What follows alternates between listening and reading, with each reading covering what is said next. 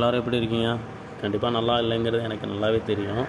இருந்தாலும் இனிமேல் வரக்கூடிய காலத்தில் கண்டிப்பாக நல்லா இருப்பீங்க, யாரும் கவலைப்படாதீங்க. இப்போ மை த்ரெட்ஸ் நிறுவனம் பேமெண்ட் கொடுக்காம இருக்குது. 3 மாதம் 4 மாதம் ஆகிடுச்சு.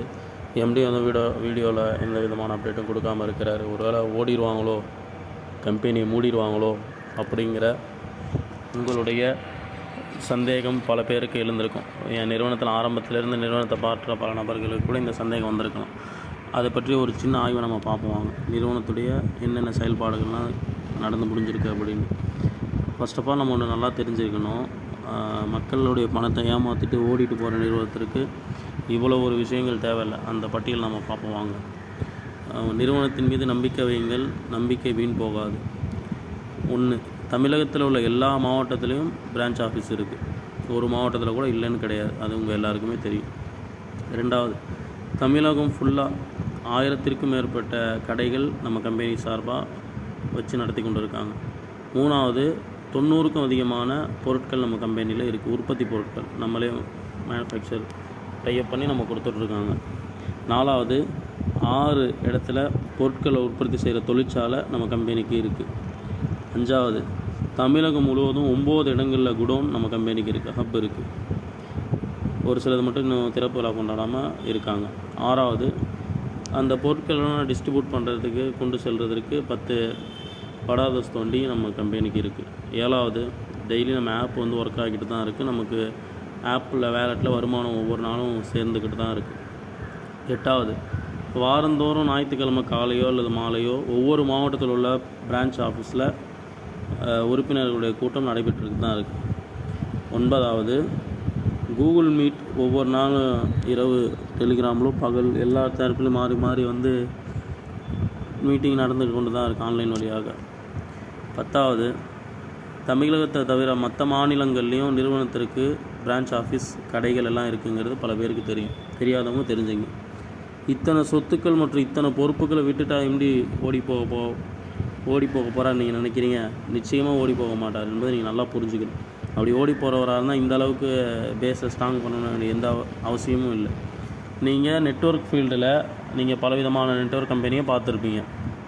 அந்த மாதிரி உள்ள கம்பெனிக்கு இந்த மாதிரி, அதாவது உங்களை விட்டு ஏமாற்றிட்டு ஓடிப்போன கம்பெனி, நான் என்ன சொல்ல வரேன்னா, நெட்வொர்க் ஃபீல்டில் உங்களை விட்டு ஏமாற்றிட்டு ஓடிப்போன கம்பெனிக்கு இந்த மாதிரி ஒரு பேக்ரவுண்டு இருக்கா அப்படின்ட்டு நீங்கள் ஆய்வு செஞ்சு பாருங்கள். கண்டிப்பாக அது இருக்காது. சரிங்களா? ஏன்னா ஏமாற்றிட்டு ஓடி போகிற கம்பெனி இவ்வளோ ஸ்ட்ராங்காக உறுதியாக எந்த விதத்துலையும் அவங்களுடைய பேஸ்மெண்ட்டை ஸ்ட்ராங் பண்ணியிருக்க மாட்டாங்க, கால் பதிச்சிருக்க மாட்டாங்க. இது அத்தனையுமே வந்து பார்க்கும்போது 100% நிறுவனத்துக்கு நீங்கள் நம்பிக்கை வைக்கலாம். கண்டிப்பாக நிறுவனம் உங்களை விட்டுட்டு ஓடாது. அப்புறம் இன்னொரு விஷயம், நான் நிறுவனத்துடைய ஆரம்ப காலத்தில் V3 ஆன்லைன் டிவியாக இருக்கும் பொழுதுலேருந்து நான் பயணிக்கிறதுனால சொல்கிறேன். லாக்டவுன் வந்து V3 ஆன்லைன் டிவியில் சேலரி கொடுத்தாங்க 1 இயருக்கு. அதுக்கப்புறமும் அந்த V3 ஆன்லைன் டிவியில் மிகப்பெரிய ஒரு ஸ்ட்ரகிள் வரும்போது, அந்த ஸ்ட்ரகிள்லேருந்து மக்களை வெளியே கொண்டு வந்து மை த்ரெட்ஸ்னு ஒரு அருமையான கான்செப்டை கொடுத்து அதில் சேர்ந்த ஒரு நபர் கூட பாதிப்பு ஏற்படாதவாறு அவங்களுக்கு இப்போ வரைக்குமே மை த்ரெட்ஸில் சில்வர் ப்ளஸ்ன்னு ஒரு பிளானை கொடுத்து அவங்களுக்கு மாதம் ஒரு வருமானத்தை கொடுத்துட்ருக்காங்க. அப்படிப்பட்ட ஒரு உன்னதமான நிறுவனம். எந்த விதத்துலையும் மை த்ரெட்ஸுக்கு அவங்களுக்காக வேண்டி மை த்ரெட்ஸில் இணைஞ்ச நபர்களை அது கைவிட்டுட்டு போன சரித்திரம் என்பது எனக்கு தெரிஞ்சு கிடையாது. இனி வரப்போகிறதும் கிடையாது. கடந்த காலத்திலையும் இல்லை, இனி வரக்கூடிய காலங்களும் இருக்காது 100%. அதை முதல்ல நீங்கள் தெரிஞ்சுக்கணும். அப்புறம் என்ன தான் இப்போ கம்பெனியில் பிரச்சனை அப்படின்னு பார்த்தா, பேமெண்ட் வழங்குறதுல காலதாமதம் இருக்குது. அது ஏன் இருக்குது? எதனால் இந்த மாதிரி எங்களுக்கு பேமெண்ட் கொடுக்காமல் டிலே பண்ணிகிட்ருக்காங்க? என்ன தான் காரணம்? OMBMக்கு போகிறதா முக்கியம், SMக்கு போகிறதா முக்கியம்? நாங்கள் CM மெம்பர்ஸ் தான் அதிகமாக, CM DM நாங்கள் தான் அதிகமான காசு கொடுத்துட்டு முழிச்சிட்டு இருக்கோம். பேங்க்குக்காரனுக்கு பதில் சொல்லணும், கடன்காரனுக்கு பதில் சொல்லணும், எவ்வளோ மன உளைச்சலில் நாங்கள் இருக்கோம் அப்படின்னு நீங்கள் சொல்கிற எல்லா கதறுகளும் எல்லா கஷ்டமும் நிறுவனத்துடைய MDக்கு தெளிவாக தெரியும். தெரிஞ்சும் அதே மாதிரி சில பேருடைய சந்தேகம், கம்பெனியில் ஒரு வேளை பணம் இல்லையோ, பணம் இல்லாதனால தான் இழுத்தடிச்சிருக்காங்களோ, அதெல்லாம் இறைவனோட அருளால் நமக்கு எல்லாருக்கும் கொடுக்க வேண்டிய பணம் கண்டிப்பாக இருக்குது. நம்முடைய சேனலில் அதுக்கான வீடியோவும் இருக்குது. இப்போ ஏன் கொடுக்க முடியல அப்படின்னா, பல்க் ட்ரான்ஸ்ஃபர் ஏன்னா 4 மாத காலம் நம்முடைய கம்பெனியில் வந்து வியாபாரம் எதுவுமே நடக்கலை. இப்போது சடனாக வந்து 500, 600, 700 கோடி நம்ம கம்பெனி சைட்லேருந்து மக்களுக்கு போகுது அப்படின்னா அது எல்லாத்துக்குமே கவர்மெண்ட்டுக்கு கணக்கு காட்டி ஆகணும். சரிங்களா? சடனாக இது பண்ணும்போது அது பெரிய அளவில் பிரச்சனையாகவும் RBI வந்து அதுக்கு ப்ராப்பரான நம்ம ரீசன் சொல்லாத வரைக்கும் ஸ்டாப் கூட பண்ணுறதுக்கான சான்சஸ் இருக்குது. ஸோ அதனால தான் வந்து சின்ன பேமெண்ட்டாக கொடுத்து அதுக்கப்புறம் பெரிய பேமெண்ட்டாக கொடுக்குறான். அதை பற்றி ஒரு விரிவான ஒரு காரணங்களை எழுத்து வடிவமும் நம்ம இப்போ பார்ப்போம்.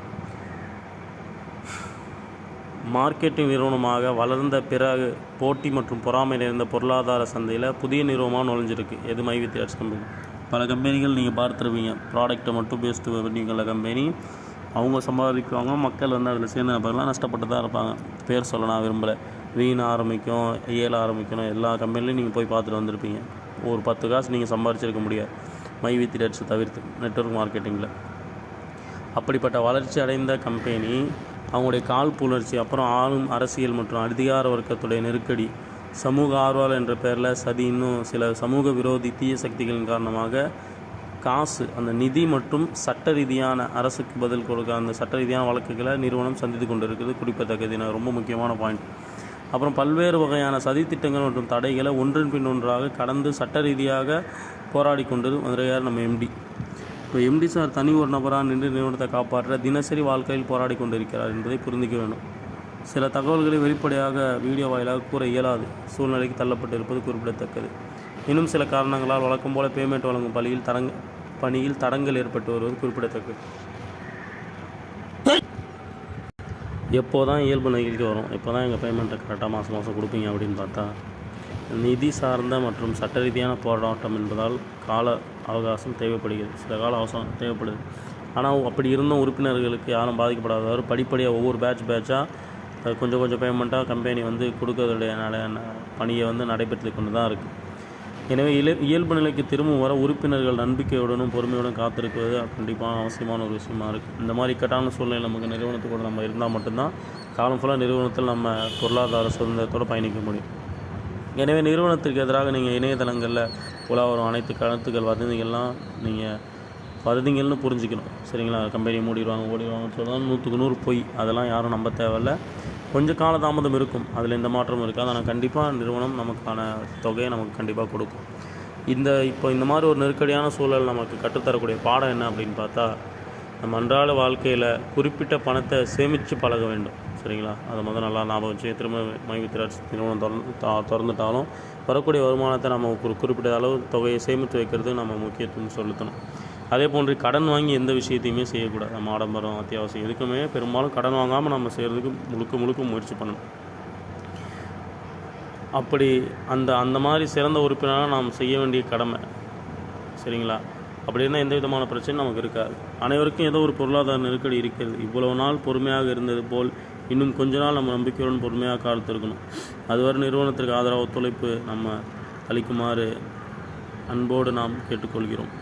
எனவே நல்லவர்களுடைய லட்சியம் எப்போவுமே கண்டிப்பாக நிச்சயம் வெற்றிப்படும்.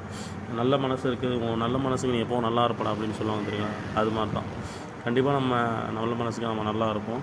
இப்போது எம்டியுடைய அந்த சேனலில் சொல்லக்கூடக்கூடிய விஷயந்தான் உண்மை. மற்ற யூடியூப் சேனலில் அவங்களுடைய கருத்துக்கள் தான் சொல்கிறாங்க. இப்போ நான் நம்மளுடைய சேனலில் சொல்லக்கூட என்னுடைய கருத்து தான். சரிங்களா? அந்த ஆடியோ பதிவையும் நீங்கள் கேட்கலாம் வாங்க. யார் எந்த சேனலை சொன்னாலும் அது நிறுவனத்தின் கருத்து இல்லை, அது அவர்களின் கருத்து மட்டும்தான். நீங்க நம்ப வேண்டியது நம்முடைய சேனல்ல ஒரு வீடியோ வருதா, அதுல வர செய்தியை நம்பலாம். அடுத்ததா என்னுடைய மைவி3 MD4ங்கிற யூடியூப் சேனல் வர வீடியோல என்ன இருக்கோ அதை நீங்க நம்பலாம். மற்றபடி எந்த சேனல்ல யார் நிறுவனத்தை பத்தி எதிர்மறையாவோ நேர்மறையாவோ நடுநிலையாக சொல்றாங்கன்னா அது அவர்கள் கருத்தானபடிய நிறுவனத்தின் கருத்தல் என்பதை தெளிவாக புரிஞ்சுக்கங்க. ஸோ உங்களுக்கு என்ன தகவல்னாலும் நானே சொல்லுவேன். எதையும் எதிர்கொண்டு அதை சந்திக்க தான் எனக்கு விருப்பமே ஒழிய எதை விட்டுட்டு ஓடுறது என்ற நோக்கம் கிடையாது. ஸோ எல்லாத்தையுமே உங்களோட பகிர்ந்துக்குவேன். 1 by 1 எல்லா சூழலையும் சரி செய்யறதுக்கான முயற்சி ஈடுபட்டிருக்கேன். அதை செஞ்சு காமிப்பேன். நிச்சயமா நம்பிக்கையோடு இருங்கள். நல்ல ஒரு லட்சியம் வெல்வது நிச்சயம். நன்றி, வணக்கம். அதே போன்று நம்ம பொறுமையாக இருந்து நிச்சயமாக எவ்வளோ பொறுமை செஞ்சுட்டோம், 4 மாதம் பொறுமை செஞ்சுட்டோம், எவ்வளோ தான் பொறுமை செய்து நீங்கள் கேட்குறீங்க. இன்னும் 3/4 கிணத்தை தாண்டியாச்சு, இன்னும் 1/4 கிணத்தை தாண்டணுமா அப்படின்ட்டு நம்ம பொறுமை இழந்து சில பேர் நினைக்கலாம் நாங்கள் போலீஸில் கம்ப்ளைண்ட் பண்ண போகிறோம், அது பண்ண போகிறோம், இது பண்ண போகிறோம். நீங்கள் எது பண்ணாலும் நிறுவனத்தோட எம்டி தான் உங்களுக்கான பிரச்சனையை தீர்வு கொடுக்கணும் என்பதை யாரும் மறந்துடாதீங்க. அப்படியே பண்ணாலும் நீங்கள் பண்ணுறக்கூடிய அந்த கேஸுக்கெல்லாம் ப்ராப்பராக நிற்காது. ஏன்னு சொன்னால் நம்ம ப்ராடக்ட்டு தான் பர்ச்சேஸ் பண்ணியிருக்கோம். சரிங்களா? அந்த ப்ராடக்ட்டும் உங்கள்கிட்ட கொடுத்துருப்பாங்க. அப்படின்னும் போது அதுவும் கவர்மெண்ட் இப்போது எந்த நெட்வொர்க் மார்க்கெட்டிங்கில் நம்ம இன்வெஸ்ட் பண்ண பணத்தை ஏமாந்துட்டோன்னு எவ்வளோ ஆருத்ரா, ஹிஜாவ் எவ்வளோ கம்பெனியில் இருக்க மக்கள் புகார் கொடுத்தாங்க. அதில் எந்த கம்பெனிலேருந்து ₹1 மக்களுக்கு அவங்களுடைய பணத்தை மீட்டு கொடுத்துருக்குன்னு நீங்கள் நினைக்கிறீங்க?